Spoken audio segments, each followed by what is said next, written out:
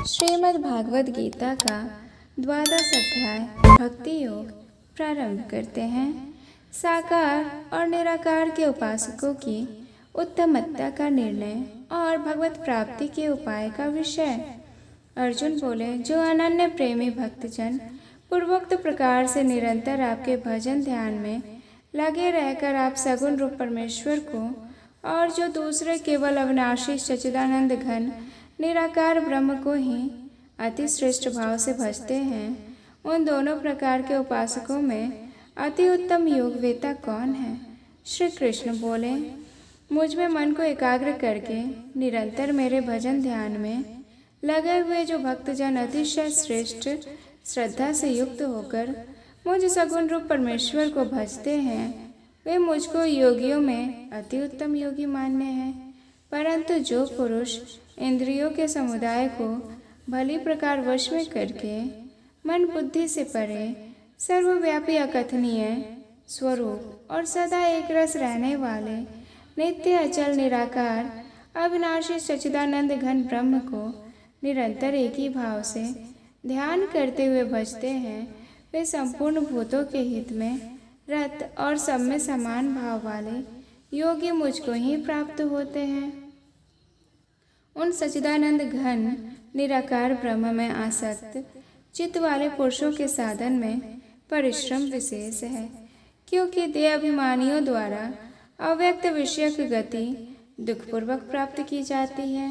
परंतु जो मेरे परायण रहने वाले भक्तजन संपूर्ण कर्मों को मुझ में अर्पण करके मुझ सगुण रूप परमेश्वर को ही अनन्य भक्ति योग से निरंतर चिंतन करते हुए भजते हैं, हे अर्जुन, उन मुझ में चित्त लगाने वाले प्रेमी भक्तों का मैं शीघ्र ही मृत्यु रूप संसार समुद्र से उद्धार करने वाला होता हूँ।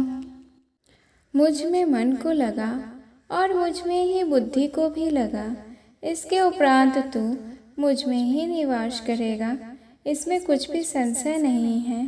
यदि तू मन को मुझ में अचल स्थापन करने के लिए सामर्थ्य नहीं है, तो हे अर्जुन, अभ्यास रूप अर्थात भगवान के नाम और गुणों का श्रवण कीर्तन मनन तथा श्वास द्वारा जप और भगवत प्राप्ति विषयक शास्त्रों का पठन पाठन इत्यादि चेष्टाएं भगवत प्राप्ति के लिए बारंबार करने का नाम ही अभ्यास है।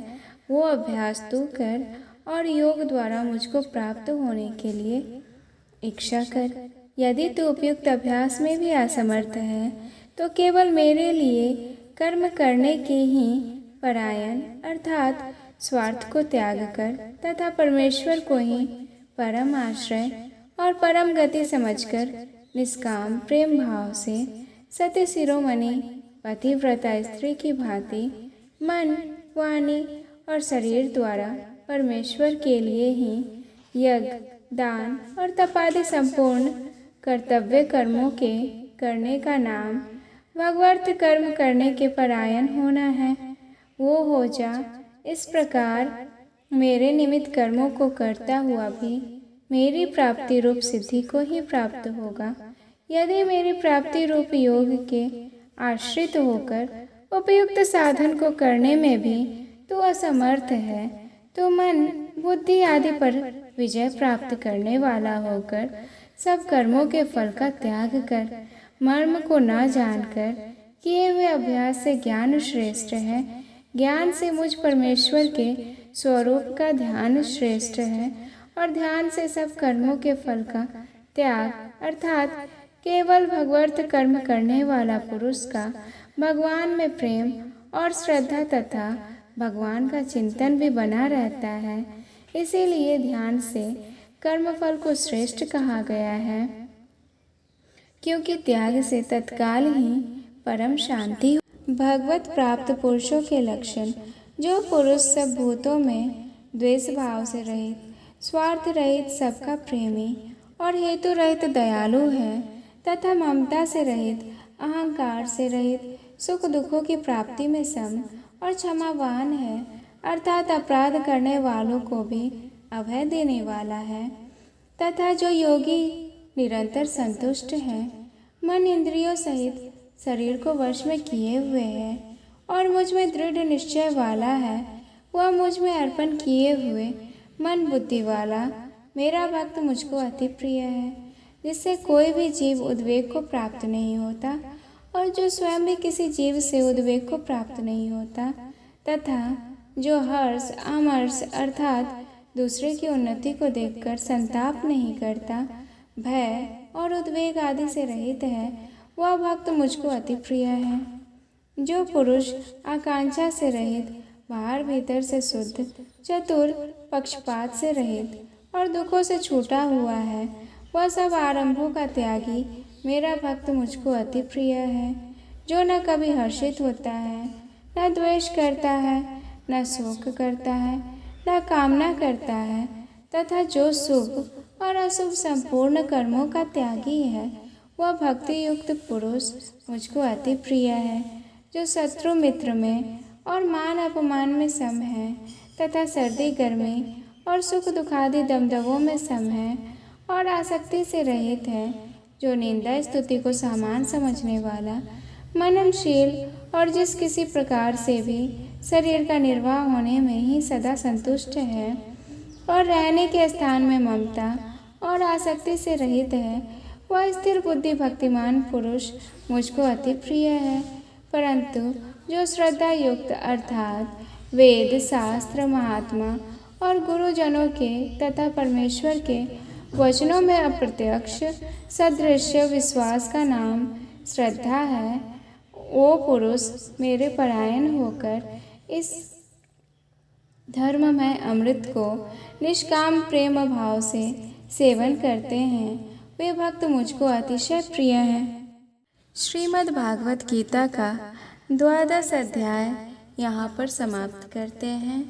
तो प्रेम से बोलिए जय श्री कृष्णा।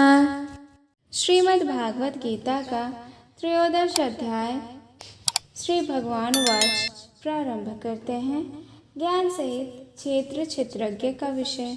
अर्जुन ने पूछा, हे केशव, मैं आपसे प्रकृति एवं पुरुष, क्षेत्र एवं क्षेत्रज्ञ और ज्ञान एवं ज्ञान के लक्ष्य के विषय में जानना चाहता हूँ।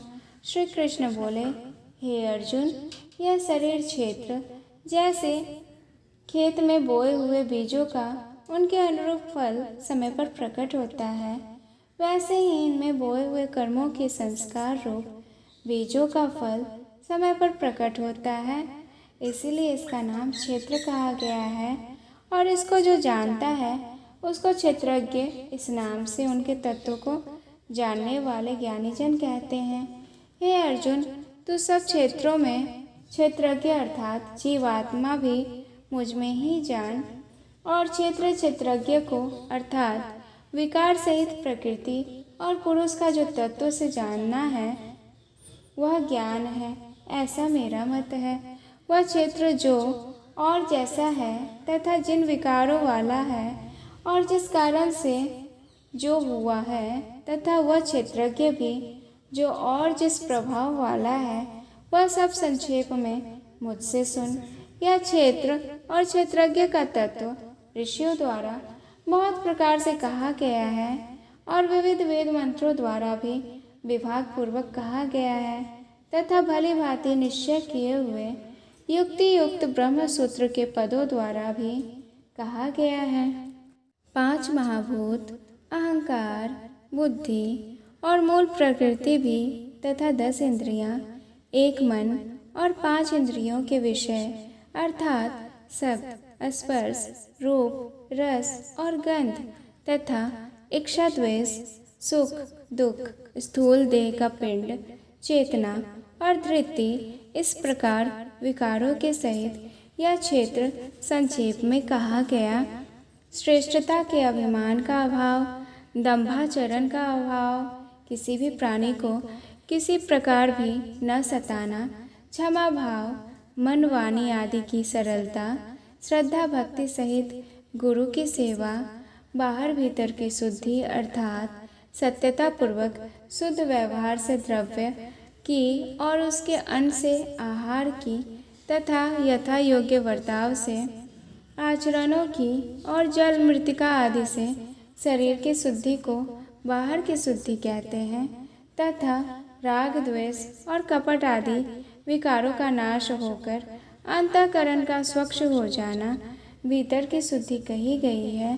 अंतःकरण की स्थिरता और मन इंद्रियों सहित शरीर का निग्रह इस लोक और परलोक के संपूर्ण भोगों में आसक्ति का अभाव और अहंकार का भी अभाव, जन्म मृत्यु जरा और रोग आदि में दुख और दोषों का बार बार विचार करना, पुत्र स्त्री घर और धन आदि में आसक्ति का अभाव, ममता का न होना तथा प्रिय और अप्रिय की प्राप्ति में सदा ही चित्त का सम रहना, मुझ परमेश्वर में अनन्य योग द्वारा अव्यभिचारिणी भक्ति तथा एकांत और शुद्ध देश में रहने का स्वभाव और विषाक्त मनुष्यों के समुदाय में प्रेम का न होना, मुझ परमेश्वर में अनन्य योग द्वारा अव्यभिचारिणी भक्ति अर्थात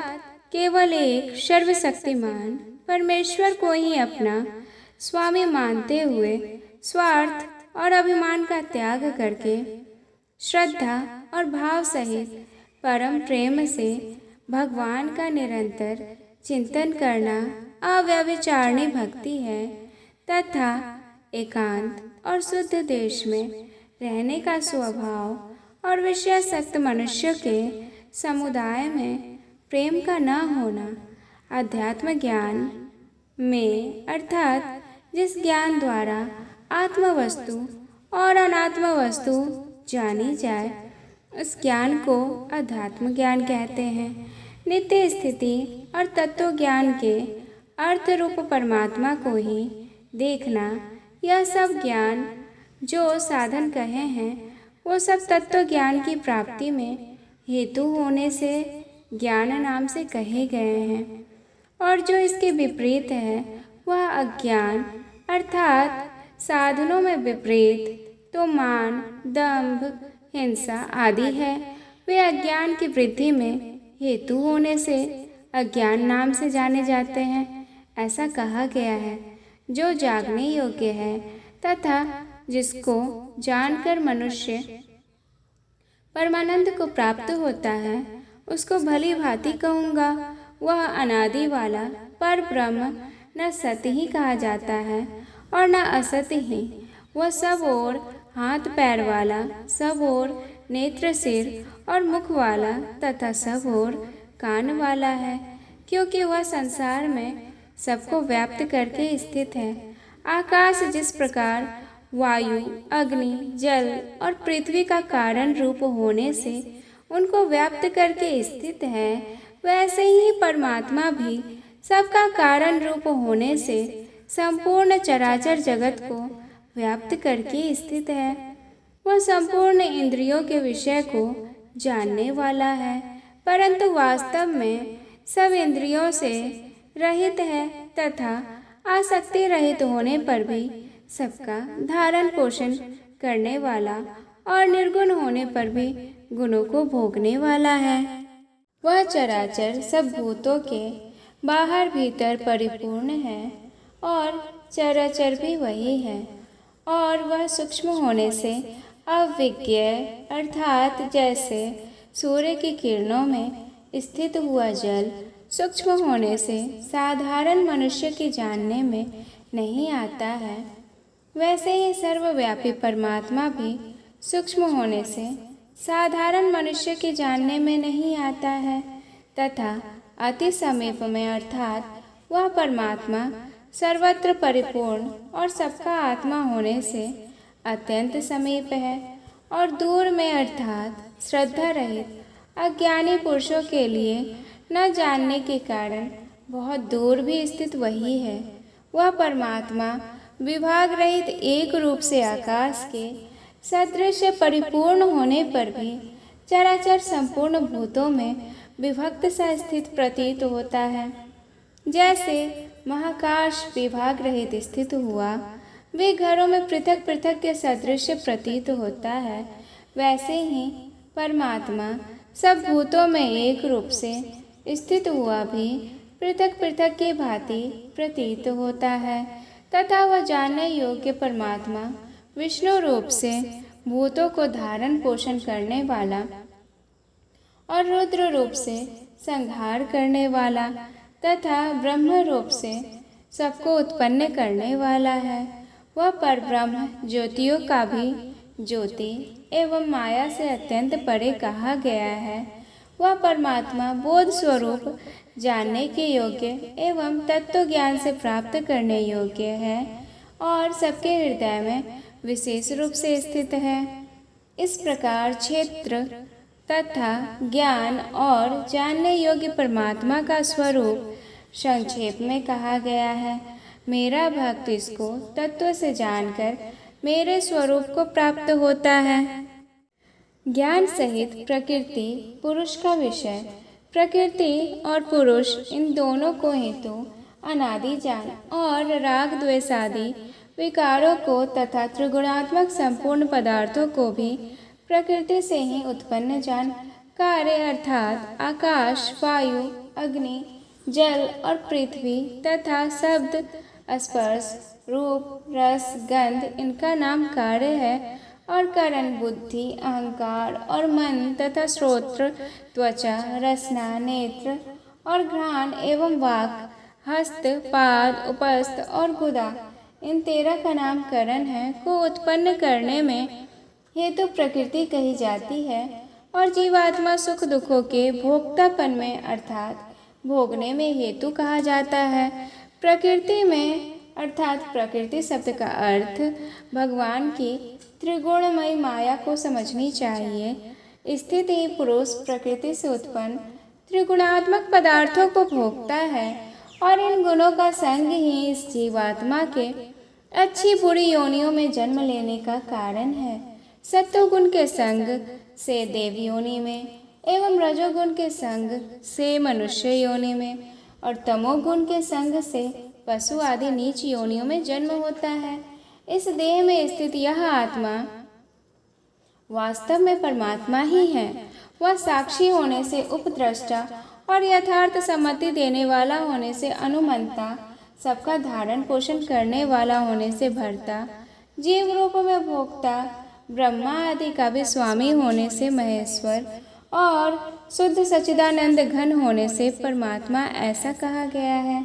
इस प्रकार पुरुष को और गुणों के सहित प्रकृति को जो मनुष्य तत्व से जानता है अर्थात सदृश्य मात्र संपूर्ण जगत माया का कार्य होने से क्षण भंगुर, नाशवान, जड़ और अनित्य है तथा जीव आत्मा नित्य, चेतन, निर्विकार और अविनाशी एवं शुद्ध बोध स्वरूप सच्चिदानंद घन परमात्मा का ही सनातन अंश है। इस प्रकार समझकर संपूर्ण मायिक पदार्थों के संग का सर्वदा त्याग करके परम पुरुष परमात्मा में ही एक ही भाव से नित्य स्थित रहने का नाम उनको तत्व से जानता है।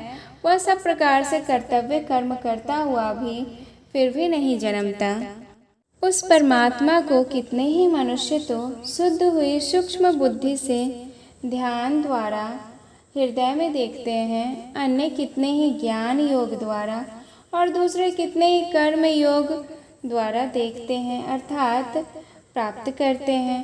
परंतु इनमें से दूसरे अर्थात जो मंद बुद्धि वाले पुरुष हैं वे इस प्रकार न जानते हुए दूसरों से अर्थात तत्व के जानने वाले पुरुष से सुनकर ही तदनुसार उपासना करते हैं और वे श्रवण प्रायण पुरुष भी मृत्यु रूप संसार सागर को निस्संदेह तर जाते हैं। हे अर्जुन, यावन्य मात्र जितने भी स्थावर जंगम प्राणी उत्पन्न होते हैं उन सबको तो क्षेत्र और क्षेत्रज्ञ के सहयोग से उत्पन्न जान।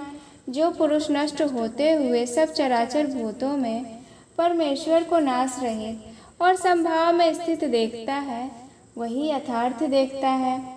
क्योंकि जो पुरुष सब में संभाव से स्थित परमेश्वर को समान देखता हुआ अपने द्वारा अपने को नष्ट नहीं करता, इससे वह परम गति को प्राप्त होता है। और जो पुरुष संपूर्ण कर्मों को सब प्रकार से प्रकृति द्वारा ही किए जाते हुए देखता है और आत्मा को अकर्ता देखता है वही यथार्थ देखता है। जिस क्षण यह पुरुष भूतों के पृथक पृथक भाव को एक परमात्मा में ही स्थित तथा उस परमात्मा से ही संपूर्ण भूतों का विस्तार देखता है, उसी क्षण वह सच्चिदानंद घन ब्रह्म को प्राप्त हो जाता है। हे अर्जुन, अनादि होने से और निर्गुण होने से यह अविनाशी परमात्मा शरीर में स्थित होने पर भी वास्तव में न तो कुछ करता है और न लिप्त ही होता है। जिस प्रकार सर्वत्र व्याप्त आकाश सूक्ष्म होने के कारण लिप्त नहीं होता, वैसे ही देह में सर्वत्र स्थित आत्मा निर्गुण होने के कारण देह के गुणों से लिप्त नहीं होता। हे अर्जुन, जिस प्रकार एक ही सूर्य इस संपूर्ण ब्रह्मांड को प्रकाशित करता है, उसी प्रकार एक ही आत्मा संपूर्ण क्षेत्र को प्रकाशित करता है। इस प्रकार क्षेत्र और क्षेत्रज्ञ के भेदों को अर्थात क्षेत्र को जड़, विकारी, क्षणिक और नाशवान तथा क्षेत्रज्ञ को नित्य, चेतन, अविकारी और अविनाशी जानना ही उनके भेद को जानना है तथा कार्य सहित प्रकृति से मुक्त होने को जो पुरुष ज्ञान नेत्रों द्वारा तत्व से जानते हैं, वे महात्मा जन पर ब्रह्म परमात्मा को प्राप्त होते हैं।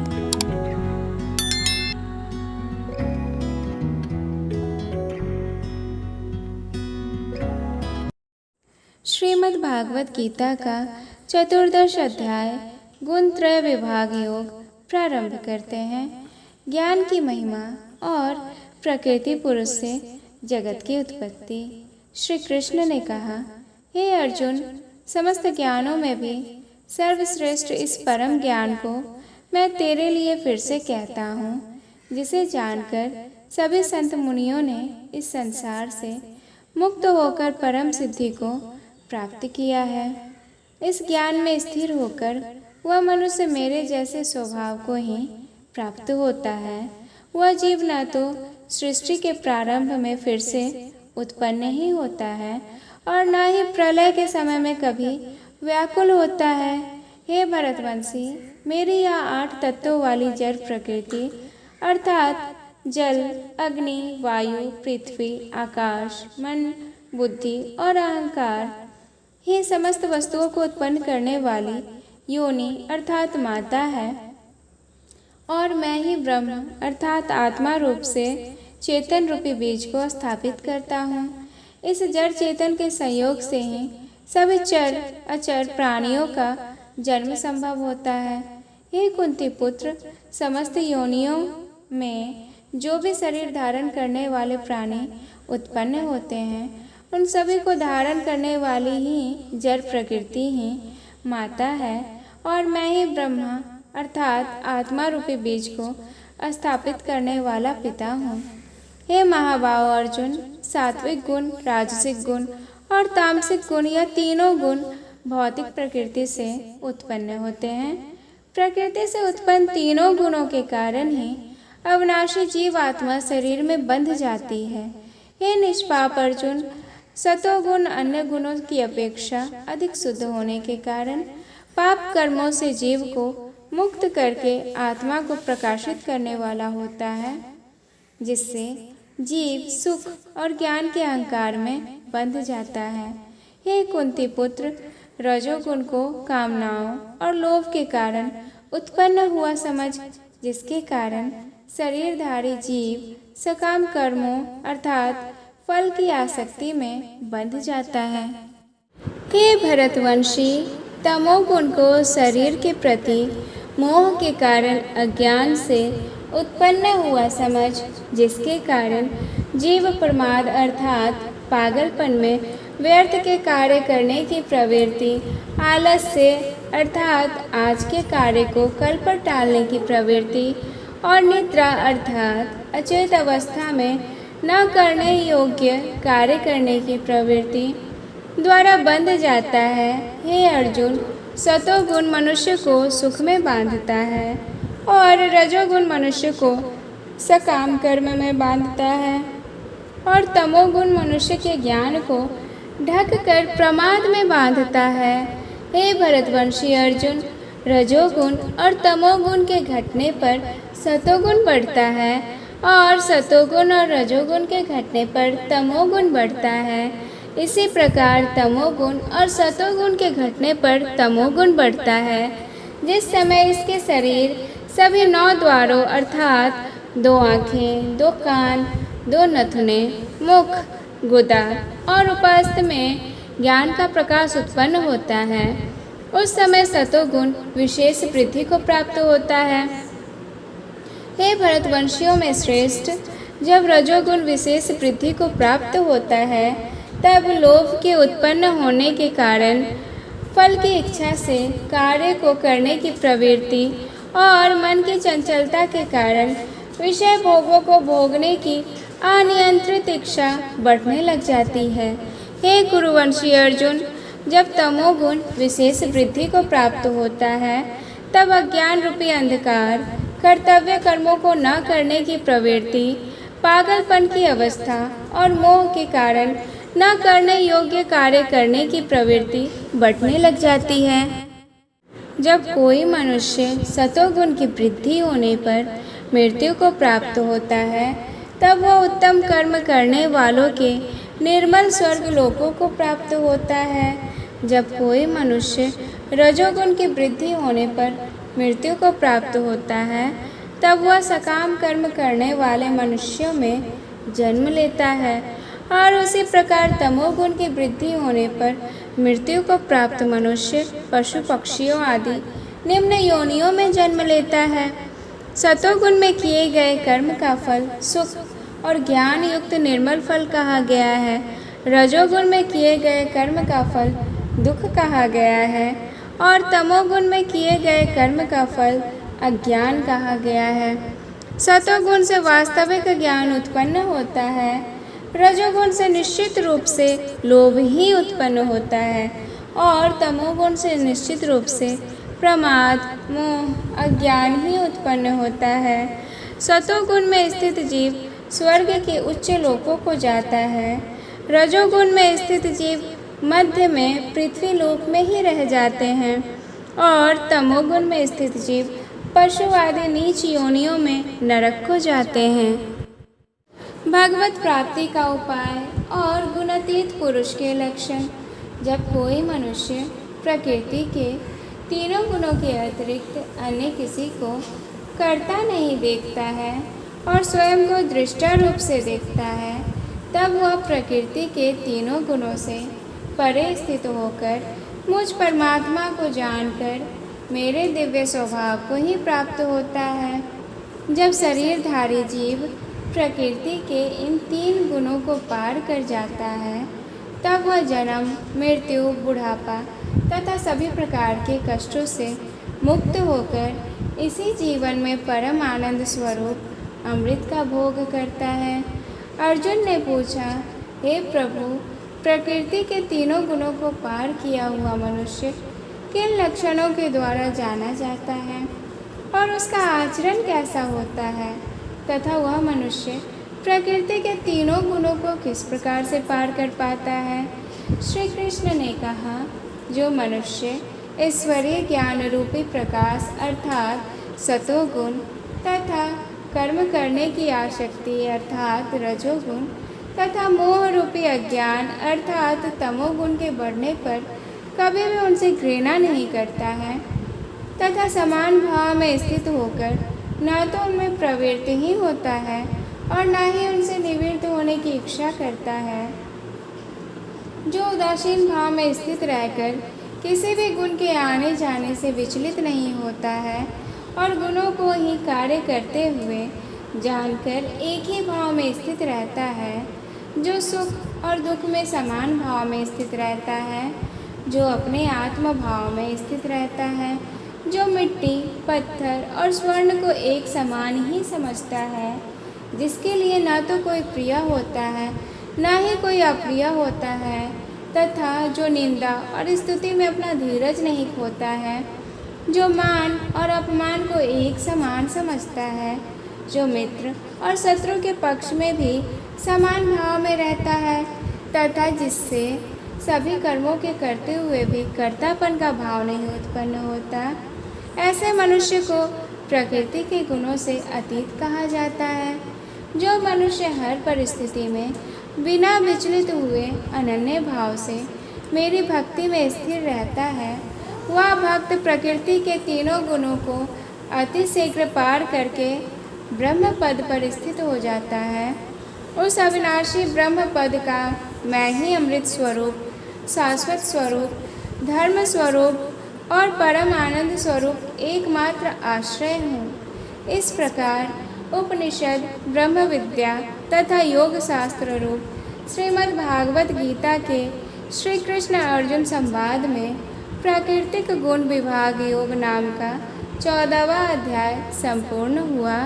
तो प्रेम से बोलिए जय श्री कृष्णा। श्रीमद् भागवत गीता का 15वां अध्याय पुरुषोत्तम योग प्रारंभ करते हैं। संसार रूपी अश्वत्थ वृक्ष का स्वरूप और भगवत प्राप्ति का उपाय।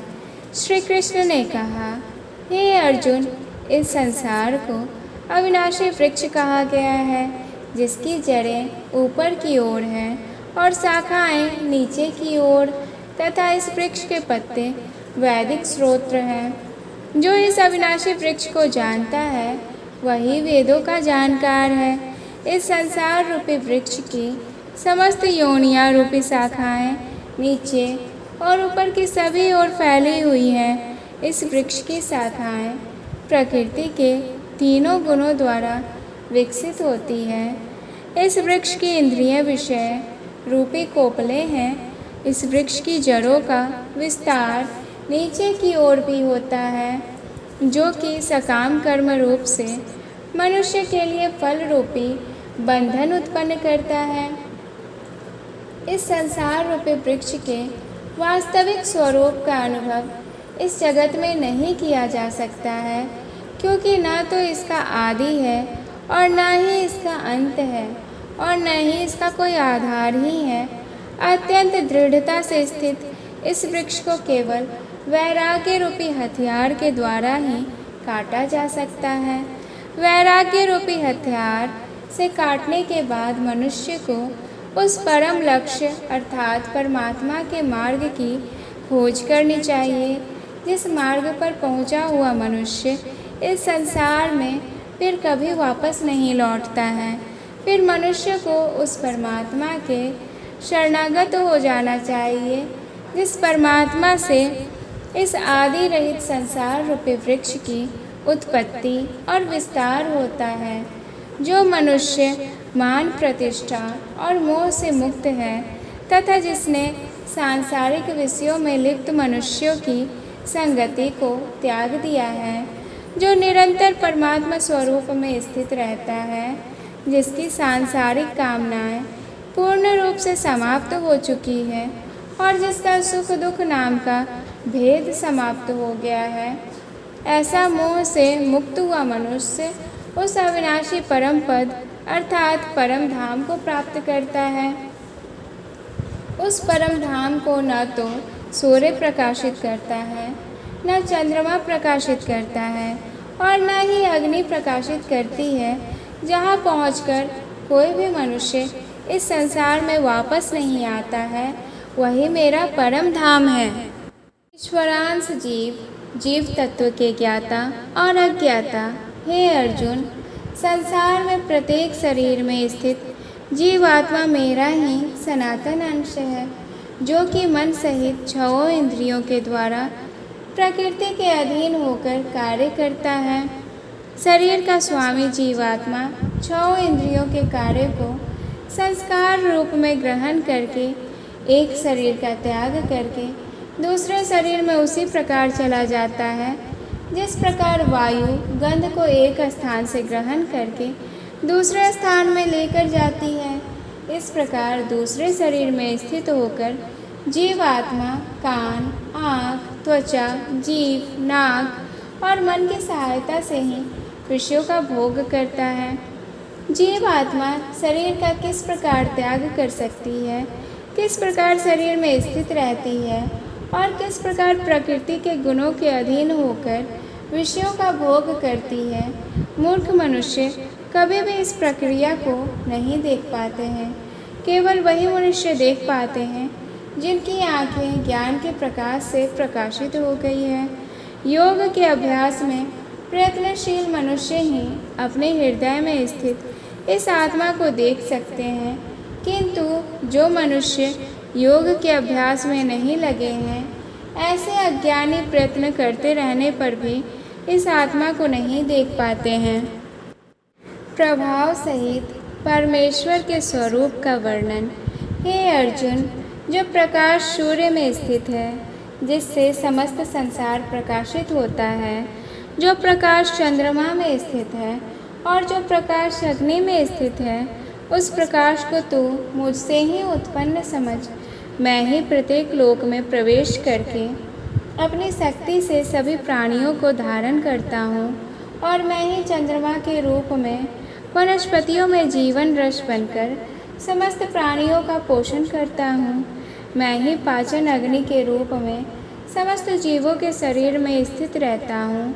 मैं ही प्राण वायु और अपान वायु को संतुलित रखते हुए 4 प्रकार के चबाने वाले, पीने वाले, चाटने वाले और चूसने वाले अन्नों को पचाता हूँ। मैं ही समस्त जीवों के हृदय में आत्मा रूप से स्थित हूँ।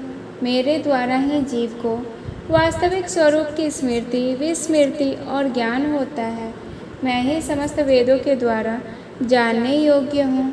मुझसे ही समस्त वेद उत्पन्न होते हैं और मैं ही समस्त वेदों को जानने वाला हूँ। क्षर अक्षर पुरुषोत्तम का विश्लेषण। हे अर्जुन, संसार में 2 प्रकार के ही जीव होते हैं, एक नाशवान क्षर और दूसरे अविनाशी अक्षर। इनमें समस्त जीवों के शरीर तो नाशवान होते हैं और समस्त जीवों की आत्मा को अविनाशी कहा जाता है, परंतु इन दोनों के अतिरिक्त भी एक श्रेष्ठ पुरुष है जिसे परमात्मा कहा जाता है। वह अविनाशी भगवान तीनों लोकों में प्रवेश करके सभी प्राणियों का भरण पोषण करता है, क्योंकि मैं ही क्षर और अक्षर दोनों से परे स्थित सर्वोत्तम हूँ। इसीलिए संसार में तथा वेदों में पुरुषोत्तम रूप में विख्यात हूँ। हे भरतवंशी अर्जुन, जो मनुष्य इस प्रकार मुझको संशय रहित होकर भगवान रूप से जानता है, वह मनुष्य मुझे ही सब कुछ जानकर सभी प्रकार से मेरी ही भक्ति करता है। हे निष्पाप अर्जुन, इस प्रकार यह शास्त्रों का अति गोपनीय रहस्य मेरे द्वारा कहा गया है। हे भरतवंशी, जो मनुष्य इस परम ज्ञान को इसी प्रकार से समझता है, वह बुद्धिमान हो जाता है और उसके सभी प्रयत्न पूर्ण हो जाते हैं। अब इसी के साथ हम यहाँ पर श्रीमद् भागवत गीता का 15वां अध्याय समाप्त करते हैं। तो प्रेम से बोलिए जय श्री कृष्णा। श्रीमद् भागवत गीता का 16वां अध्याय देवासुर संपद विभाग योग प्रारंभ करते हैं। फल सहित देवी और आसुरी संपदा का कथन।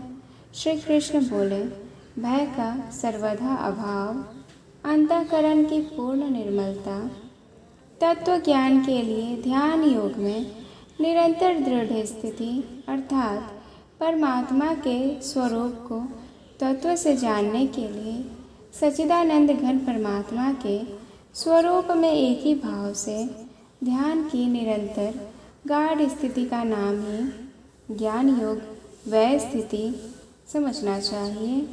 और सात्विक दान, इंद्रियों का दमन, भगवान, देवता और गुरुजनों की पूजा तथा अग्निहोत्र आदि उत्तम कर्मों का आचरण एवं वेद शास्त्रों का पठन पाठन तथा भगवान के नाम और गुणों का कीर्तन, स्वधर्म पालन के लिए कष्ट सहन और शरीर तथा इंद्रियों सहित अंतःकरण की सरलता, मन, वाणी और शरीर से किसी प्रकार भी किसी को कष्ट न देना, यथार्थ और प्रिय भाषण अर्थात अंतःकरण और इंद्रियों के द्वारा जैसा निश्चय किया हो वैसे का वैसा ही प्रिय शब्दों में कहने का नाम सत्य भाषण है, अपना अपकार करने वाले पर भी क्रोध का न होना, कर्मों में कर्तापन के अभिमान का त्याग, अंतःकरण की उपरति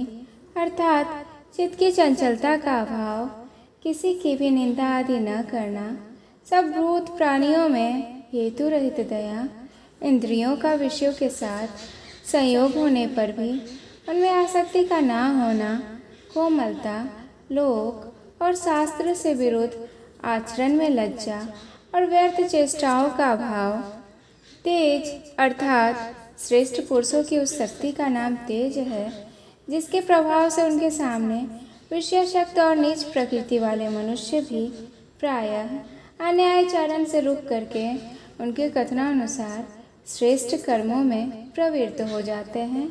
क्षमा, धैर्य, बाहर की शुद्धि एवं किसी में भी शत्रुभाव का न होना और अपने में पूज्यता के अभिमान का अभाव, ये सब तो हे अर्जुन दैवी संपदा को लेकर उत्पन्न हुए पुरुष के लक्षण हैं। हे पार्थ, दंभ, घमंड और अभिमान तथा क्रोध, कठोरता और अज्ञान भी ये सब आसुरी संपदा को लेकर उत्पन्न हुए पुरुष के लक्षण हैं।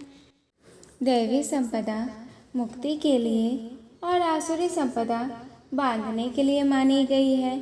इसीलिए हे अर्जुन, तू शोक मत कर, क्योंकि तू देवी संपदा को लेकर उत्पन्न हुआ है। हे अर्जुन, इस श्लोक में भूतों की सृष्टि यानी मनुष्य समुदाय दो ही प्रकार का है, एक तो दैवी प्रकृति वाला और दूसरा आसुरी प्रकृति वाला। उनमें से दैवी प्रकृति वाला तो विस्तार पूर्वक कहा गया है, अब तो आसुरी प्रकृति वाले मनुष्य समुदाय को भी विस्तार पूर्वक मुझसे सुन। आसुर स्वभाव वाले मनुष्य प्रवृत्ति और निवृत्ति इन दोनों को ही नहीं जानते, इसलिए उनमें न तो बाहर भीतर की शुद्धि है, न श्रेष्ठ आचरण है और न सत्य भाषण ही है।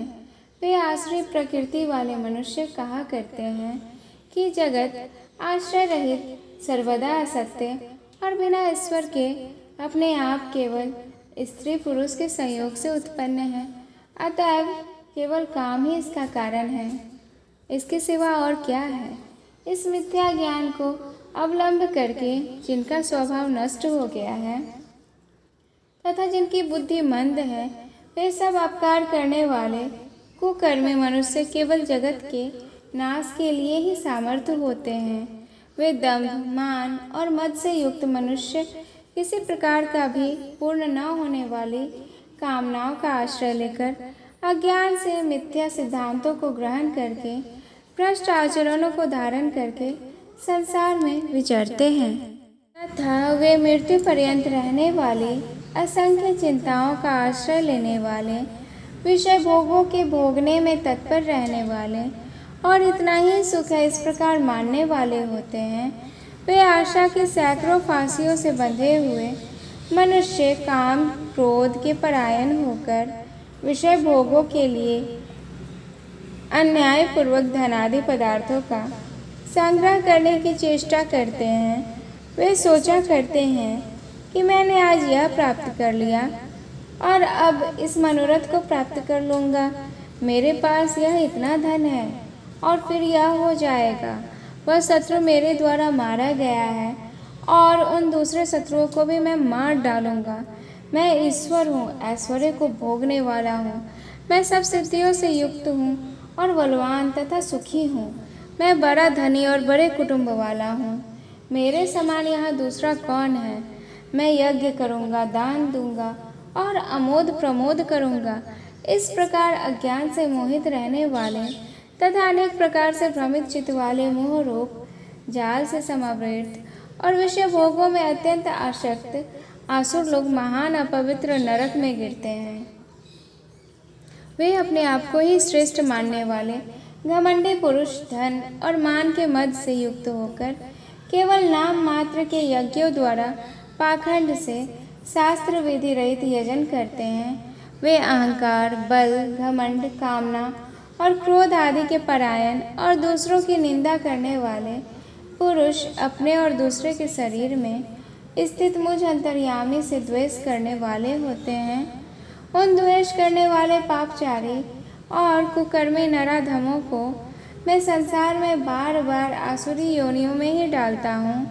हे अर्जुन, वे मूढ़ मुझको न प्राप्त होकर जन्म जन्म में आसुरी योनि को प्राप्त होते हैं, फिर उससे भी अति नीच गति को प्राप्त होते हैं, अर्थात घोर नरकों में पड़ते हैं। शास्त्र विपरीत आचरणों को त्यागने और शास्त्रानुकूल आचरणों के लिए प्रेरणा। काम, क्रोध तथा लोभ, ये 3 प्रकार के नरक के द्वार अर्थात सब अनर्थों के मूल और नरक की प्राप्ति में हेतु होने से यहाँ काम, क्रोध और लोभ को नरक के द्वार कहा गया है। आत्मा का नाश करने वाले अर्थात उसको अधोगति में ले जाने वाले हैं, अतएव इन तीनों को त्याग देना चाहिए। हे अर्जुन, इन तीनों नरक के द्वारों से मुक्त पुरुष अपने कल्याण का आचरण करता है, अर्थात अपने उद्धार के लिए भगवत आज्ञा अनुसार बरतना ही अपने कल्याण का आचरण करना है। इससे वह परम गति को जाता है, अर्थात मुझको प्राप्त हो जाता है। जो पुरुष शास्त्र विधि को त्याग कर अपनी इच्छा से मनमाना आचरण करता है, वह न सिद्धि को प्राप्त होता है, न परम गति को और न सुख को ही। इससे तेरे लिए इस कर्तव्य और अकर्तव्य की व्यवस्था में शास्त्र ही प्रमाण है, ऐसा जानकर तू शास्त्र विधि से नियत कर्म करने के योग्य है। श्रीमद् भागवत गीता का 16वां अध्याय समाप्त करते हैं। तो प्रेम से बोलिए जय श्री कृष्णा। श्रीमद् भागवत गीता का 17वां अध्याय श्रद्धा त्रय विभाग योग प्रारंभ करते हैं। श्रद्धा का और शास्त्र विपरीत घोर तप करने वालों का विषय। अर्जुन बोले, हे कृष्ण, जो मनुष्य शास्त्र विधि को त्याग कर श्रद्धा से युक्त हुए देवादि का पूजन करते हैं, उनकी स्थिति फिर कौन सी है, सात्विक की अथवा राजसी अथवा तामसी? श्री कृष्ण बोले, मनुष्य की वह शास्त्रीय संस्कारों से रहित केवल स्वभाव से उत्पन्न श्रद्धा अर्थात अनंत जन्मों में किए हुए कर्मों के संचित संस्कार से उत्पन्न हुई श्रद्धा स्वभावजा श्रद्धा कही जाती है। सात्विकी और राजसी तथा तामसी ऐसे तीनों प्रकार की होती है। उसको तू मुझसे सुन। हे भारत, सभी मनुष्य की श्रद्धा उनके अंतःकरण के अनुरूप होती है। यह पुरुष श्रद्धामय है, इसीलिए जो पुरुष जैसी श्रद्धा वाला है वह स्वयं भी वही है। सात्विक पुरुष देवों को पूजते हैं, राजस पुरुष यक्ष को और राक्षसों को तथा अन्य जो तामस मनुष्य हैं वे प्रेत और भूतगणों को पूजते हैं। जो मनुष्य शास्त्र विधि से रहित केवल मना कल्पित घोर तप को तपते हैं तथा दम्भ और अहंकार से युक्त एवं कामना, आसक्ति और बल के अभिमान से भी युक्त हैं, जो शरीर रूप से स्थित भूत समुदाय को और अंतःकरण में स्थित मुझ परमात्मा को भी कृश करने वाले हैं, अर्थात शास्त्र से विरुद्ध उपवास आदि घोर आचरणों द्वारा शरीर को सुखाना एवं भगवान के अंश स्वरूप जीवात्मा को कलेश देना, भूत समुदाय को और अंतर्यामी परमात्मा को कृश करना है। उन अज्ञानियों को तू आसुर स्वभाव वाला जान। भोजन भी सबको अपनी अपनी प्रकृति के अनुसार 3 प्रकार का प्रिय होता है, और वैसे ही यज्ञ, तप और दान भी 3 प्रकार के होते हैं। उनके इस पृथक पृथक भेद को तू मुझसे सुन। आयु, बुद्धि, बल, आरोग्य, सुख और प्रीति को बढ़ाने वाले, रस युक्त चिकने और स्थिर रहने वाले, जिस भोजन का सार शरीर में बहुत काल तक रहता है उसको स्थिर रहने वाला कहते हैं, तथा स्वभाव से ही मन को प्रिय ऐसे आहार अर्थात भोजन करने के पदार्थ सात्विक पुरुष को प्रिय होते हैं। कड़वे, खट्टे, लवण युक्त, बहुत गर्म, तीखे, रूखे, दाहकारक और दुख, चिंता तथा रोगों को उत्पन्न करने वाले आहार अर्थात भोजन करने के पदार्थ राजस पुरुष को प्रिय होते हैं। जो भोजन अधपका, रस रहित, दुर्गंध युक्त, बासी और उच्छिष्ट है तथा जो अपवित्र भी है वह भोजन तामस पुरुष को प्रिय होते हैं। जो शास्त्र विधि से नियत यज्ञ करना ही कर्तव्य है। इस प्रकार मन को समाधान करके फल न चाहने वाले पुरुषों द्वारा किया जाता है वह सात्विक है। परंतु हे अर्जुन, केवल दंभ आचरण के लिए अथवा फल को भी दृष्टि में रखकर जो यज्ञ किया जाता है उस यज्ञ को तू राजस जान। शास्त्र विधि से हीन, अन्नदान से रहित, बिना मंत्रों के, बिना दक्षिणा के और बिना श्रद्धा के लिए किए जाने वाले यज्ञ को तामस यज्ञ कहते हैं। देवता, ब्राह्मण, गुरु अर्थात यहाँ गुरु शब्द से माता पिता, आचार्य और वृद्ध एवं अपने से जो किसी प्रकार भी बड़े हों उन सबको समझना चाहिए। और ज्ञानी जनों का पूजन पवित्रता, सरलता, ब्रह्मचार्य और अहिंसा या शरीर संबंधी तप कहा जाता है। जो उद्वेग न करने वाला, प्रिय और हितकारक एवं यथार्थ भाषण अर्थात मन और इंद्रियों द्वारा जैसा अनुभव किया हो ठीक वैसा ही कहने का नाम यथार्थ भाषण है।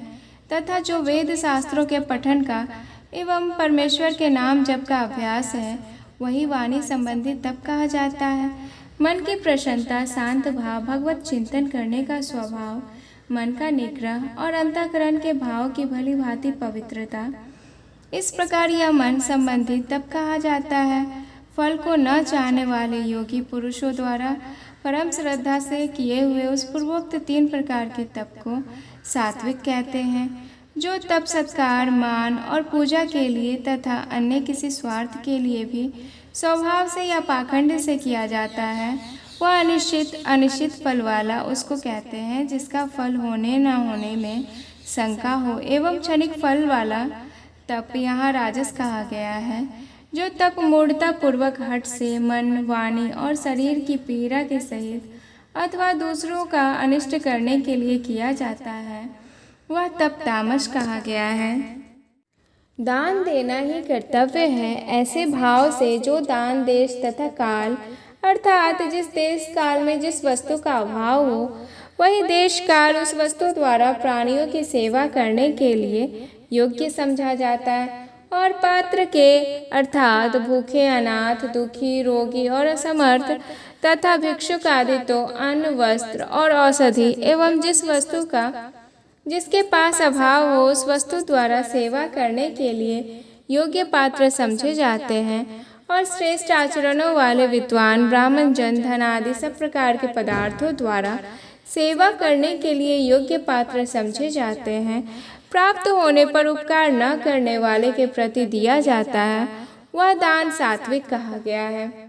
किंतु जो दान क्लेश पूर्वक अर्थात जैसे प्रायः वर्तमान समय के चंद चिट्ठे आदि में धन दिया जाता है तथा प्रत्युपकार के प्रयोजन से अथवा फल को दृष्टि में अर्थात मान, बड़ाई, प्रतिष्ठा और स्वर्ग आदि की प्राप्ति के लिए अथवा रोग आदि की निवृत्ति के लिए रखकर फिर दिया जाता है वह दान राजस कहा गया है।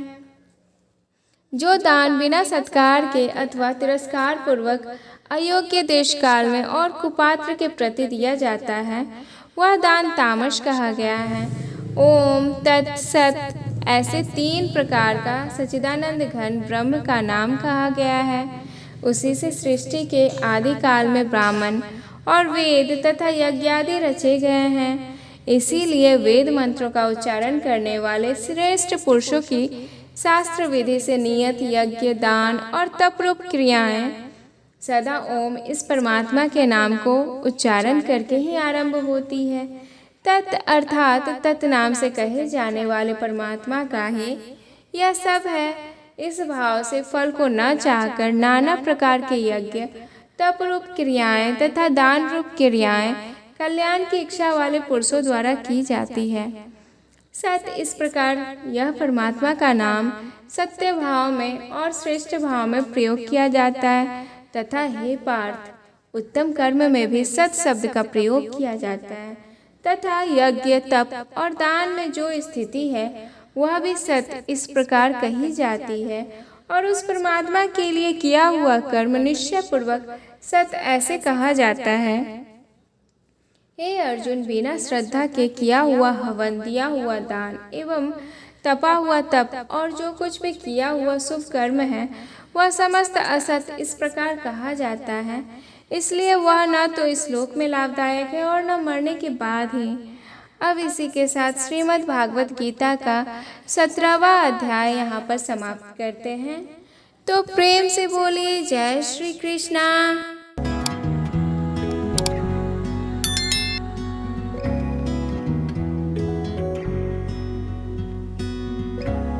श्रीमद् भागवत गीता का अथाष्टादशो अध्याय मोक्ष संन्यास योग प्रारंभ करते हैं। त्याग का विषय। अर्जुन बोले, हे महाबाहो, हे अंतर्यामी, हे वासुदेव, मैं संन्यास और त्याग के तत्वों को पृथक पृथक जानना चाहता हूँ। श्री कृष्ण बोले, कितने ही पंडित जन तो काम्य कर्मों के अर्थात स्त्री, पुत्र और धन आदि प्रिय वस्तुओं की प्राप्ति के लिए तथा रोग, संकट आदि की निवृत्ति के लिए जो यज्ञ, दान, तप और उपासना आदि कर्म किए जाते हैं, उनका नाम काम्य कर्म है। त्याग को संन्यास समझते हैं तथा दूसरे विचार कुशल पुरुष सब कर्मों के फल के त्याग को अर्थात ईश्वर की भक्ति, देवताओं का पूजन, माता पिता आदि गुरुजनों की सेवा, यज्ञ, दान और तप तथा वर्णाश्रम के अनुसार आजीविका द्वारा गृहस्थ का निर्वाह एवं शरीर संबंधी खान पान इत्यादि जितने कर्तव्य कर्म हैं, उन सब में इस लोक और परलोक की संपूर्ण कामनाओं के त्याग का नाम सब कर्मों के फल का त्याग है। इसी को त्याग कहते हैं। कई एक विद्वान ऐसा कहते हैं कि कर्म मात्र दोष युक्त है, इसीलिए त्यागने के लिए योग्य है, और दूसरे विद्वान यह कहते हैं कि यज्ञ, दान और तप रूप कर्म त्यागने योग्य नहीं है। हे पुरुष श्रेष्ठ अर्जुन, संन्यास और त्याग इन दोनों में से पहले त्याग के विषय में तो मेरा निश्चय सुन, क्योंकि त्याग सात्विक, राजस और तामस भेद से 3 प्रकार कहा गया है।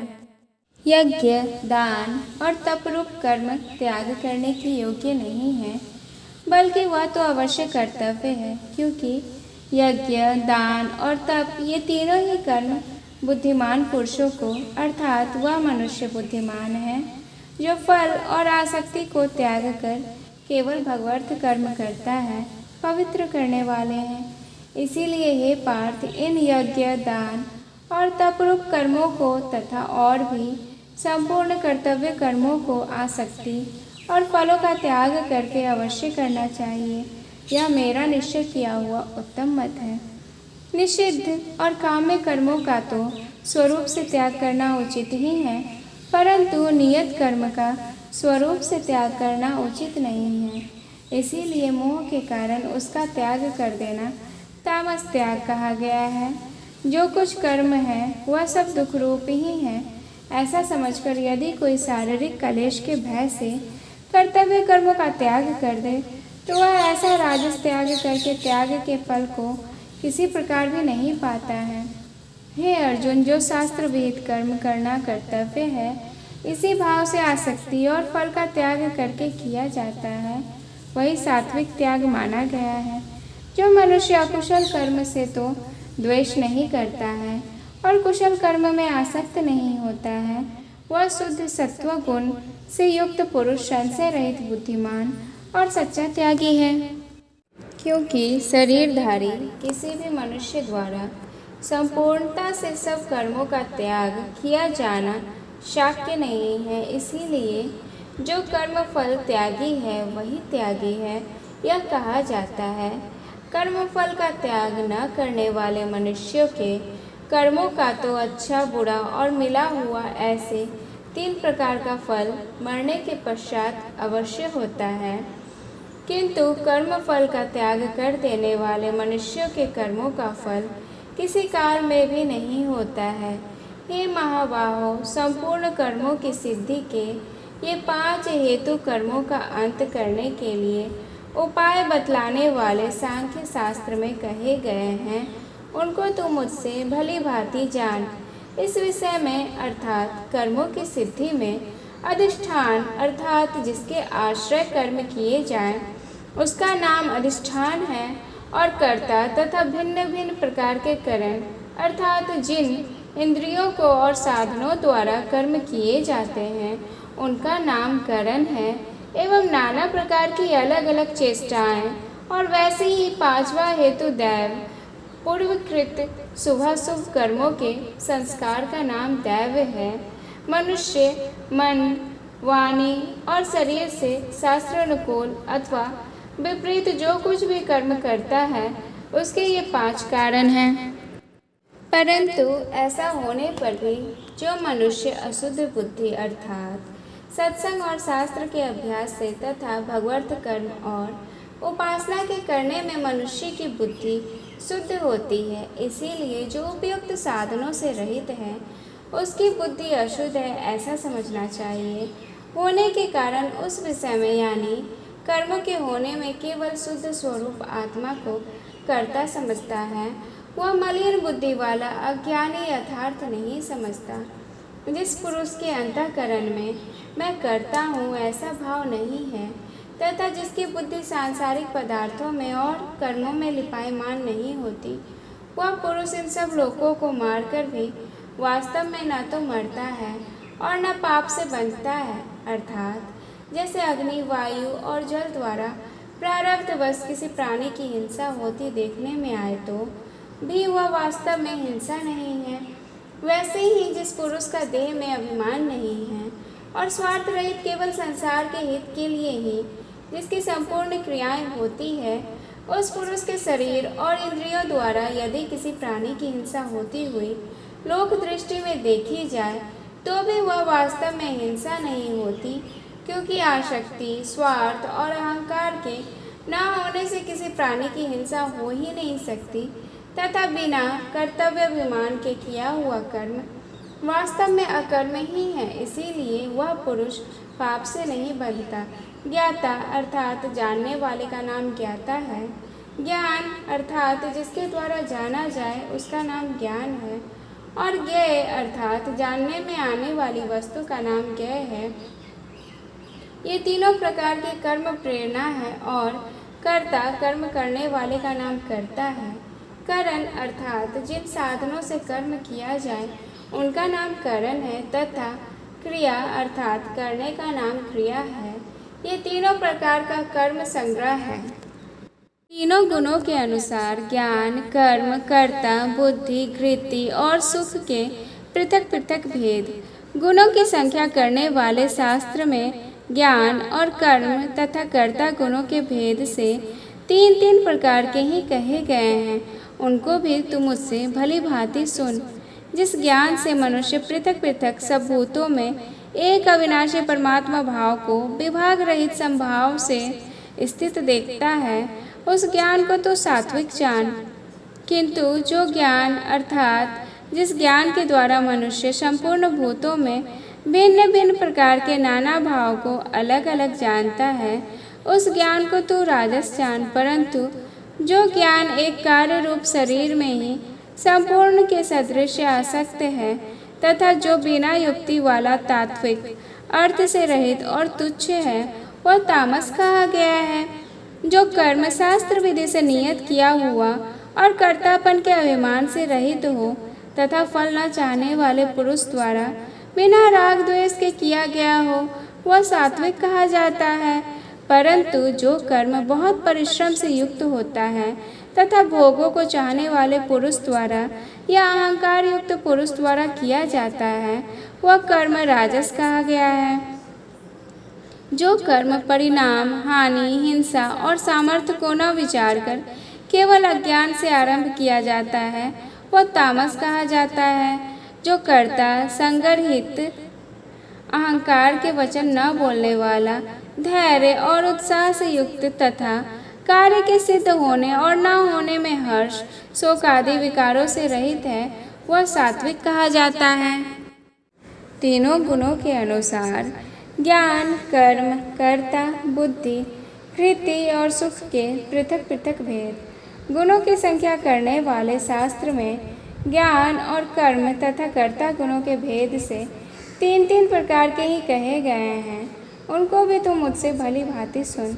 जिस ज्ञान से मनुष्य पृथक पृथक सब भूतों में एक अविनाशी परमात्मा भाव को विभाग रहित संभाव से स्थित देखता है, उस ज्ञान को तो सात्विक जान, किंतु जो ज्ञान अर्थात जिस ज्ञान के द्वारा मनुष्य संपूर्ण भूत में भिन्न भिन्न प्रकार के नाना भाव को अलग अलग जानता है, उस ज्ञान को तू राजस जान।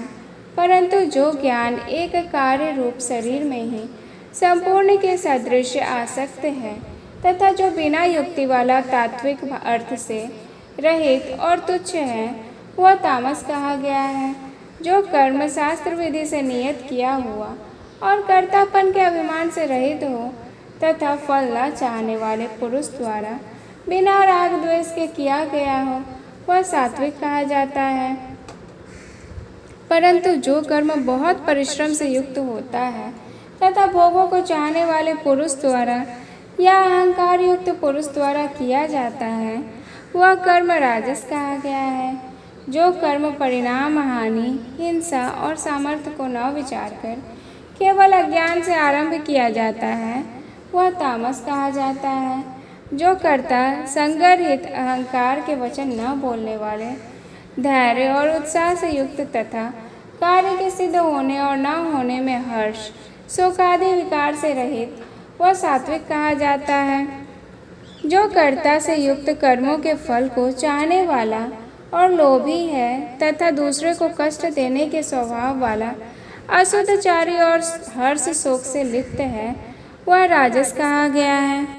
जो कर्ता आसक्ति से युक्त कर्मों के फल को चाहने वाला और लोभी है तथा दूसरों को कष्ट देने के स्वभाव वाला, असुदचारी और हर्ष शोक से लिप्त है, वह राजस कहा गया है।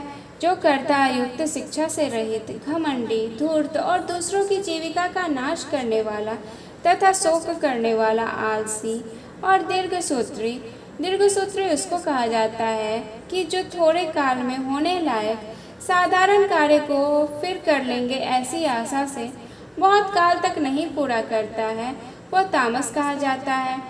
हे धनंजय, अब तू बुद्धि का और धृति का भी गुणों के अनुसार 3 प्रकार का भेद मेरे द्वारा संपूर्णता से विभाग पूर्वक कहा जाने वाला सुन।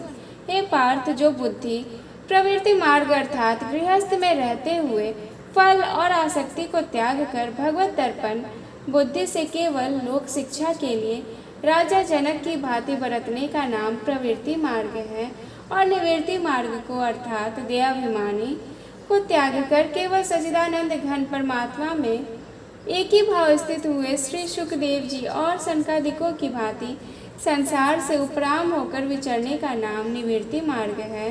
कर्तव्य और अकर्तव्य को, भय और अभय को तथा बंधन और मोक्ष को यथार्थ जाननी है, वह बुद्धि सात्विकी है। हे पार्थ, मनुष्य जिस बुद्धि के द्वारा धर्म और अधर्म को तथा कर्तव्य और अकर्तव्य को भी यथार्थ नहीं जानता, वह बुद्धि राजसी है। हे अर्जुन, जो तमोगुण से घिरी हुई बुद्धि अधर्म को भी यह धर्म है ऐसा मान लेती है तथा इसी प्रकार अन्य संपूर्ण पदार्थों को भी विपरीत मान लेती है, वह बुद्धि तामसी है। जो कर्ता युक्त, शिक्षा से रहित, घमंडी, धूर्त और दूसरों की जीविका का नाश करने वाला तथा शोक करने वाला, आलसी और दीर्घसूत्री उसको कहा जाता है। जो थोड़े काल में होने लायक साधारण कार्य को भी फिर कर लेंगे ऐसी आशा से बहुत काल तक पूरा नहीं करता है, वह तामस कहा गया है। हे धनंजय, अब तो बुद्धि का और धृति का भी गुणों के अनुसार 3 प्रकार का भेद मेरे द्वारा संपूर्णता से विभाग पूर्वक कहा जाने वाला सुन।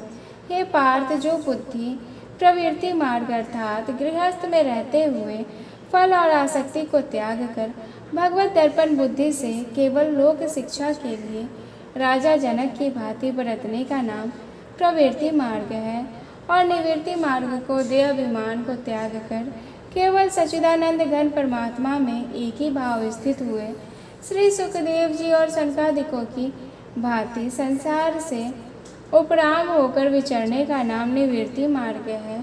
कर्तव्य और अकर्तव्य को, भय और अभय को तथा बंधन और मोक्ष को यथार्थ जानती है, वह बुद्धि सात्विकी है। हे पार्थ, मनुष्य जिस बुद्धि के द्वारा धर्म और अधर्म को तथा कर्तव्य और अकर्तव्य को भी यथार्थ नहीं जानता, वह बुद्धि राजसी है। हे अर्जुन, जो तमोगुणों से घिरी हुई बुद्धि अधर्म को भी यह धर्म ऐसा मान लेती है तथा इसी प्रकार अन्य संपूर्ण पदार्थों को भी विपरीत मान लेती है, वह बुद्धि तामसी है। हे पार्थ, जिस अव्यभिचारिणी धारण शक्ति अर्थात भगवत विषय के सिवाय अन्य सांसारिक विषयों को धारण करना ही व्यभिचार दोष है, उस दोष से जो रहित है वह अव्यभिचारिणी धारणा है, से मनुष्य ध्यान योग के द्वारा मन, प्राण और इंद्रियों की क्रियाओं अर्थात मन, प्राण और इंद्रियों को भगवत प्राप्ति के लिए भजन, ध्यान और निष्काम कर्मों में लगाने का नाम उनकी क्रियाओं को धारण करना है, को धारण करता है, वह धृति सात्विकी है। परंतु हे पृथापुत्र अर्जुन, फल की इच्छा वाला मनुष्य जिस धारण शक्ति के द्वारा अत्यंत आसक्ति से धर्म, अर्थ और कामों को धारण करता है, वह धारण शक्ति राजसी है। हे पार्थ, दुष्ट बुद्धि वाला मनुष्य जिस धारण शक्ति के द्वारा निद्रा, भय, चिंता और दुख को तथा उन्मत्तता को भी नहीं छोड़ता अर्थात धारण किए रहता है, वह धारण शक्ति तामसी है। हे भरत श्रेष्ठ, अब 3 प्रकार के सुख को भी तुम मुझसे सुन, जिस सुख में साधक मनुष्य भजन, ध्यान और सेवादि के अभ्यास से रमन करता है और जिससे दुखों के अंत को प्राप्त हो जाता है।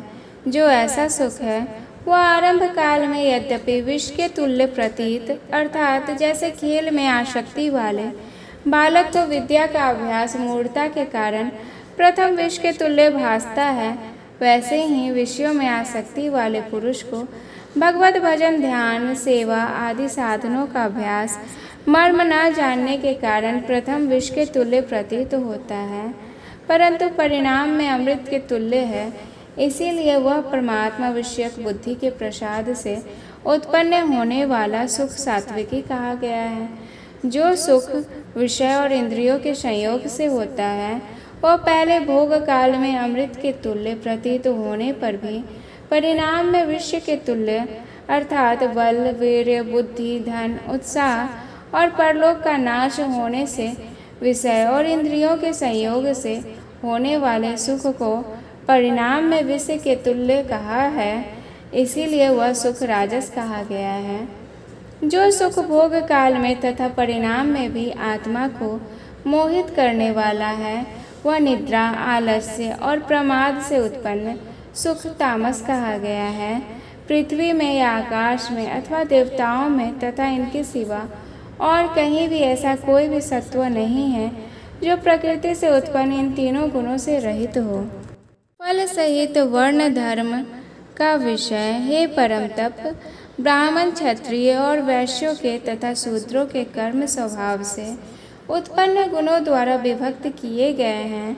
अंतःकरण का निग्रह करना, इंद्रियों का दमन करना, धर्म पालन के लिए कष्ट सहना, बाहर भीतर से शुद्ध रहना, दूसरों के अपराधों को क्षमा करना, मन, इंद्रियां और शरीर को सरल रखना, वेद शास्त्र, ईश्वर और परलोक आदि में श्रद्धा रखना, वेद शास्त्रों का अध्ययन अध्यापन करना और परमात्मा के तत्व का अनुभव करना, ये सब के सब ही ब्राह्मण के स्वाभाविक कर्म हैं। शूरवीरता, तेज, धैर्य, चतुरता और युद्ध में न भागना, दान देना और स्वाभिमान, ये सब के सभी क्षत्रिय के स्वाभाविक कर्म हैं। खेती, गोपालन और क्रय विक्रय रूप सत्य व्यवहार अर्थात वस्तुओं के खरीदने और बेचने में तौल, नाप और गिनती आदि से कम देना अथवा अधिक लेना एवं वस्तु को बदलकर या एक वस्तु में दूसरी या खराब वस्तु मिलाकर दे देना अथवा अच्छी ले लेना तथा नफा, आढ़त और दलाली ठहराकर उससे अधिक दाम लेना या कम देना तथा झूठ, कपट, चोरी और जबरदस्ती से अथवा अन्य किसी प्रकार से दूसरों के हक को ग्रहण कर लेना इत्यादि दोषों से रहित जो सत्यता पूर्वक पवित्र वस्तुओं का व्यापार है उसका नाम सत्य व्यवहार है। ये वैश्य के स्वाभाविक कर्म है तथा सब वर्णों की सेवा करना शूद्र का भी स्वाभाविक कर्म है। अपने स्वाभाविक कर्मों में तत्परता से लगा हुआ मनुष्य भगवत प्राप्ति रूप परम सिद्धि को प्राप्त हो जाता है। अपने स्वाभाविक कर्म में लगा हुआ मनुष्य जिस प्रकार से कर्म करके परम सिद्धि को प्राप्त होता है, उस विधि को तू मुझसे सुन, जिस परमेश्वर से संपूर्ण प्राणियों की उत्पत्ति हुई है और जिससे यह समस्त जगत व्याप्त है। जैसे बर्फ जल से व्याप्त है, वैसे ही संपूर्ण संसार सच्चिदानंद घन परमात्मा से व्याप्त है। उस परमेश्वर की अपने स्वाभाविक कर्मों द्वारा पूजा करके, जैसे पतिव्रता स्त्री पति को सर्वस्व समझकर पति का चिंतन करती हुई पति की आज्ञा अनुसार पति के लिए मन वाणी शरीर से कर्म करती है, वैसे ही परमेश्वर को ही सर्वस्व समझकर परमेश्वर का चिंतन करते हुए परमेश्वर की आज्ञा के अनुसार मन वाणी और शरीर से परमेश्वर के लिए स्वाभाविक कर्तव्य कर्म का आचरण करना, कर्म द्वारा परमेश्वर को पूजना है। मनुष्य परम सिद्धि को प्राप्त हो जाता है। अच्छे प्रकार आचरण किए हुए दूसरे के धर्म से गुण रहित भी अपना धर्म श्रेष्ठ है, क्योंकि स्वभाव से नियत किए हुए स्वधर्म कर्म को करता हुआ मनुष्य पाप को नहीं प्राप्त होता। अतएव हे कुंती पुत्र, दोष युक्त होने पर भी सहज कर्म अर्थात प्रकृति के अनुसार शास्त्र विधि से नियत किए हुए वर्णाश्रम के धर्म और सामान्य धर्म रूप स्वाभाविक कर्म हैं, उनको ही यहाँ स्वधर्म, सहज कर्म, स्वकर्म, नियत कर्म, स्वभावज कर्म, स्वभाव नियत कर्म इत्यादि नाम से कहा गया है, को नहीं त्यागना चाहिए, क्योंकि धुएं से अग्नि की भांति सभी कर्म किसी न किसी दोष से युक्त हैं। ज्ञान निष्ठा का विषय सर्वत्र आसक्ति रहित, बुद्धि वाला, स्पृहा रहित और जीते हुए अंतःकरण वाला पुरुष सांख्य योग के द्वारा उस परम नैसर्य कर्म सिद्धि को प्राप्त होता है, जो कि ज्ञान योग की परानिष्ठा है। उस नैसर्य कर्म सिद्धि को जिस प्रकार से प्राप्त होकर मनुष्य ब्रह्म को प्राप्त होता है, उस प्रकार को ही कुंती पुत्र तो संक्षेप में मुझसे सुन। विशुद्ध बुद्धि से युक्त तथा हल्का, सात्विक और नियमित भोजन करने वाला, शब्द आदि विषयों का त्याग करके एकांत और शुद्ध देश का सेवन करने वाला, सात्विक धारण शक्ति के द्वारा अंतःकरण और इंद्रियों का संयम करके मन, वाणी और शरीर को वश में कर लेने वाला, राग द्वेष को सर्वदा नष्ट करके भली भांति दृढ़ वैराग्य का आश्रय लेने वाला तथा अहंकार, बल, घमंड, काम, क्रोध और परिग्रह का त्याग करके निरंतर ध्यान योग के परायण रहने वाला, ममता रहित और शांति युक्त पुरुष सच्चिदानंद घन ब्रह्म में अभिन्न भाव से स्थित होने का पात्र होता है। फिर वह सच्चिदानंद घन ब्रह्म में एक ही भाव से स्थित प्रसन्न मन वाला योगी न तो किसी के लिए शोक करता है और न किसी की आकांक्षा ही करता है। ऐसा समस्त प्राणियों में समभाव वाला योगी मेरी पराभक्ति को, जो तत्व ज्ञान की पराकाष्ठा है तथा जिसको प्राप्त होकर और कुछ जानना बाकी नहीं रहता, वही यहाँ पराभक्ति, ज्ञान की परानिष्ठा, परम नैश्वर्य कर्म सिद्धि और परम सिद्धि इत्यादि नामों से कही गई है, प्राप्त हो जाता है।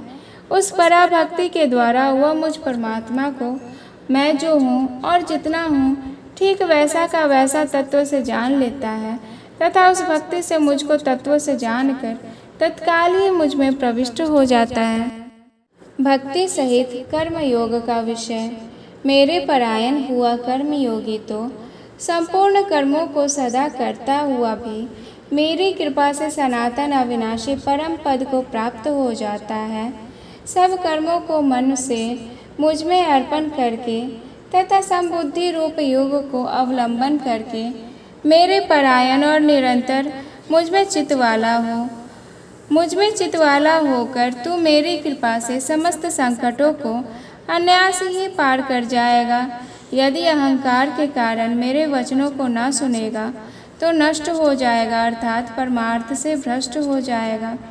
जो तू अहंकार का आश्रय लेकर यह मान रहा है कि मैं युद्ध नहीं करूँगा, तो तेरा यह निश्चय मिथ्या है, क्योंकि तेरा स्वभाव तुझे जबरदस्ती युद्ध में लगा देगा। हे कुंती पुत्र, जिस कर्म को तू मोह के कारण करना नहीं चाहता, उसको भी तू अपने पूर्वकृत स्वाभाविक कर्म से बंधा हुआ परवश होकर करेगा। हे अर्जुन, शरीर रूप यंत्र में आरूढ़ हुए संपूर्ण प्राणियों को अंतर्यामी परमेश्वर अपनी माया से उनके कर्मों के अनुसार भ्रमण कराता हुआ सब प्राणियों के हृदय में स्थित है। हे भारत, तू सब प्रकार से उस परमेश्वर की ही शरण में अर्थात लज्जा, भय, मान, बड़ाई और आसक्ति को त्याग कर एवं शरीर और संसार में अहंता, ममता से रहित होकर एक परमात्मा को ही परम आश्रय, परम गति और सर्वस्व समझना तथा अनन्य भाव से अतिशय श्रद्धा, भक्ति और प्रेम पूर्वक निरंतर भगवान के नाम, गुण, प्रभाव और स्वरूप का चिंतन करते रहना एवं भगवान का भजन स्मरण करते हुए ही उनके आज्ञा अनुसार कर्तव्य कर्मों का निस्वार्थ भाव से केवल परमेश्वर के लिए आचरण करना, यह सब प्रकार से परमात्मा के ही शरण होना है। उस परमात्मा की कृपा से ही तू परम शांति को तथा सनातन परम धाम को प्राप्त होगा। इस प्रकार यह गोपनीय से भी अति गोपनीय ज्ञान मैंने तुमसे कह दिया। अब तू इस रहस्य युक्त ज्ञान को पूर्णतया भली भांति विचार कर जैसा चाहता है वैसा ही कर। संपूर्ण गोपनीयों से भी अति गोपनीय मेरे परम रहस्य युक्त वचन को तो फिर भी सुन। तू मेरा अतिशय प्रिय है, इससे यह परम हितकारक वचन मैं तुझसे कहूँगा। हे अर्जुन, तू मुझ में मन वाला हो, मेरा भक्त बन, मेरा पूजन करने वाला हो और मुझको प्रणाम कर। ऐसा करने से तू मुझे ही प्राप्त होगा, यह मैं तुझसे सत्य प्रतिज्ञा करता हूँ, क्योंकि तू मेरा अत्यंत प्रिय है। संपूर्ण धर्मों को अर्थात संपूर्ण कर्तव्य कर्मों को मुझ में त्याग कर तू केवल एक मुझ सर्वशक्तिमान सर्वाधार परमेश्वर की ही शरण में आ जा। मैं तुझे संपूर्ण पापों से मुक्त कर दूंगा, तू शोक मत कर। श्री गीता जी का महात्म्य। तुझे यह गीता रूप रहस्यमय उपदेश किसी भी काल में न तो तप रहित मनुष्य से कहना चाहिए, न भक्ति अर्थात वेद, शास्त्र और परमेश्वर तथा महात्मा और गुरुजनों में श्रद्धा, प्रेम और पूज्य भाव का नाम भक्ति है, उससे रहित और न बिना सुनने की इच्छा वाले से ही कहना चाहिए, तथा जो मुझ में दोष दृष्टि रखता है उससे तो कभी भी नहीं कहना चाहिए। जो पुरुष मुझ में परम प्रेम करके इस परम रहस्य युक्त गीता शास्त्र को मेरे भक्तों में कहेगा, वो मुझको ही प्राप्त होगा, इसमें कोई संदेह नहीं है। उससे बढ़कर मेरा प्रिय कार्य करने वाला मनुष्य में कोई भी नहीं है, तथा पृथ्वी भर में उससे बढ़कर मेरा प्रिय दूसरा कोई भविष्य में होगा भी नहीं।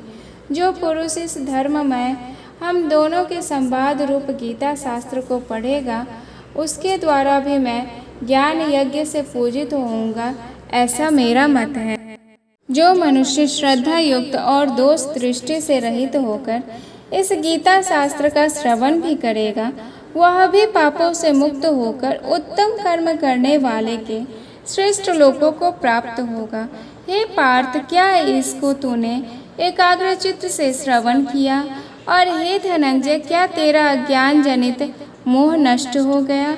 अर्जुन बोले, हे अच्युत्य, आपकी कृपा से मेरा मोह नष्ट हो गया और मैंने स्मृति प्राप्त कर ली है।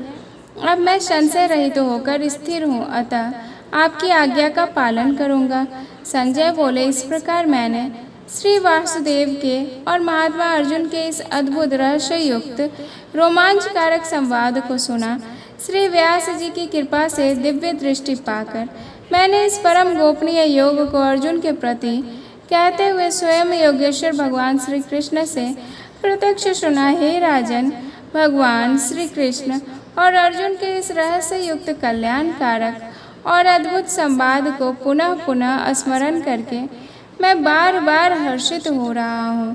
हे राजन, श्री हरि अर्थात जिसका स्मरण करने से पापों का नाश होता है, उसका नाम हरि है, कि उस अत्यंत विलक्षण रूप को भी पुनः पुनः स्मरण करके मेरे चित्त में महान आश्चर्य होता है और मैं बार बार हर्षित हो रहा हूँ।